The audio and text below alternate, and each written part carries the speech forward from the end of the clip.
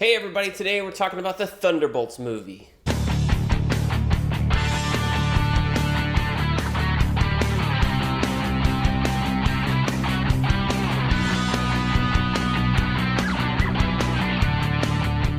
Hey everybody, welcome back to BK's Bullets. As always, I'm your host, Brent and today we're talking about the Thunderbolts movie. I saw it yesterday on Sunday, so I didn't get a chance to film this review until the following day. So, spoilers beware, I guess, because they kind of spoiled the ending twist of the movie out there in the marketing. If you're on Facebook at all and follow the Marvel page or anything like that, Twitter, Blue Sky, whatever, they ripped off the Band-Aid and said, well, the Thunderbolts, we're telling you what the asterisk stands for, and man, that kind of sucked. So I'm glad I saw the movie opening weekend, because Marvel is just like, forget it, people don't wait to see it on second weekends. You know, if you have family or financial struggles or whatever, you know, the heck with you, we're going to, spoil the ending of the movie, kind of, so to speak. So I thought that was kind of sucky, I guess. We'll just say it that way. But the movie, though, I really did like. I feel like this is one of the strongest Marvel movies in a long, long time, mainly because it actually focused on character. The whole plot of this movie was focused on character. It was focused on Yelena. Like, everybody had an arc here. It was focused on John Walker. It was focused on Bob, a.k.a. the Sentry. It was focused on Valentina Dufontaine, whatever her name is. Allegra Dufontaine. And it was focused on, Ghost had a little bit of an arc, so to speak. Bucky had a little bit of an arc. It was really, everybody had an arc in this movie, except for Taskmaster. But, because of that, the movie just rose to the cream of the crop for Marvel films, at least since Endgame. To me, this is the best Marvel movie since Endgame, aside from the Spider-Man No Way Home, right? Like, that was a great movie. This is also a great movie. This is also, like an anti-loneliness movie, or don't hurt yourself movie, that kind of thing. If you ever needed a help with dark and depressive thoughts, this movie might affect you in some ways, if you know what I'm saying.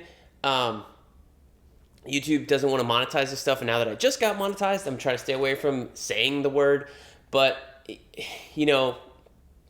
this movie is a movie about that, and not in a very particular way, but in an all around way. Just like, hey, if you've ever felt bad, if you've ever felt lonely, if you've ever felt like there was no one there for you, this movie is about that group of feelings and how to combat them, and how, ultimately beating yourself up is not the solution to those feelings.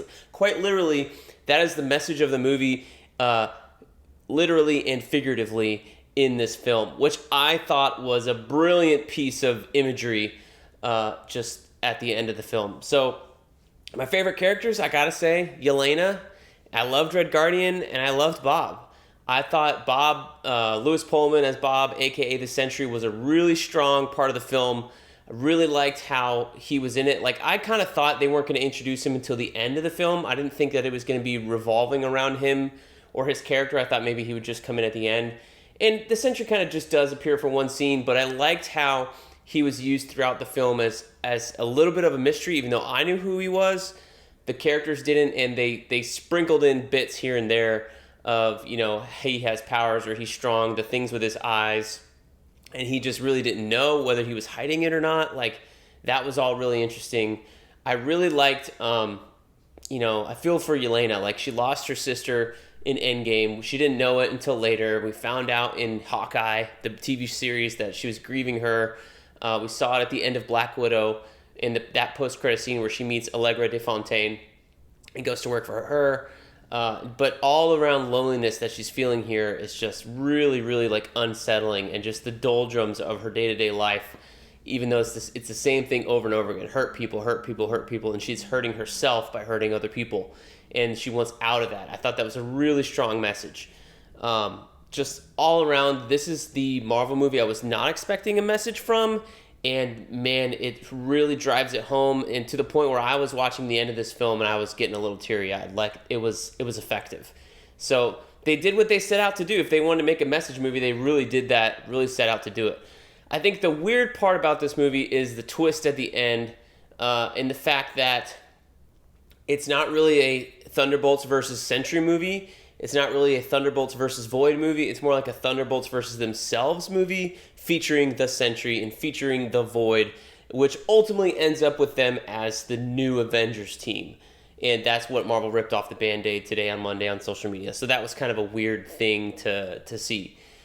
So, and ultimately the ending, like the post-credit scene, the second one after all the credits had rolled, was, one of the better parts of the movie, because you got to see the team in this team dynamic instead of them fighting to be a team as they were the whole movie. And just all the future Avengers stuff is a great scene. I really like that. It's just kind of upsetting, I guess, that they put it at the end of the film instead of the mid-credits. I feel like they should have swapped that with the Wheaties one. The Wheaties one should have been the post-credits tag. But hey, I'm not in charge of Marvel films and things like that. Apparently the director didn't direct that one, and that's kind of weird, but I get it. I guess they filmed it a couple of weeks ago on the Doomsday set, which would explain Sebastian Stan having that awful wig on his head, because he just shaved his head as he's doing all these premieres and things like that, so that's kind of weird. So maybe he's not around Doomsday for long, who knows. But I think the Thunderbolts as a concept is interesting, and they're really Marvel's really stealing from more recent storylines in the big picture, not in terms of individual, like, minute, minuscule details. So, for example, you had the Thunderbolts by Warren Ellis here in 2005 and 6 with Mike Deodato on art. This is a really scary time. This is Norman Osborn in charge of the Thunderbolts. You have Venom, Mac Gargan, who's the Scorpion. He's eating people. That's really scary. You have Penance. This is post-Civil War. You have Bullseye. He's a killer. Like, he's really scary. So these are all these really, really anti-heroes, right? And then ultimately, through some other things, through Secret Invasion and the Initiative, they become what they are calling themselves as the Dark Avengers. And so they get a new name, and it's all these anti-heroes as the heroes that are public-facing. In fact, the ending scene of... Gosh, where's this page?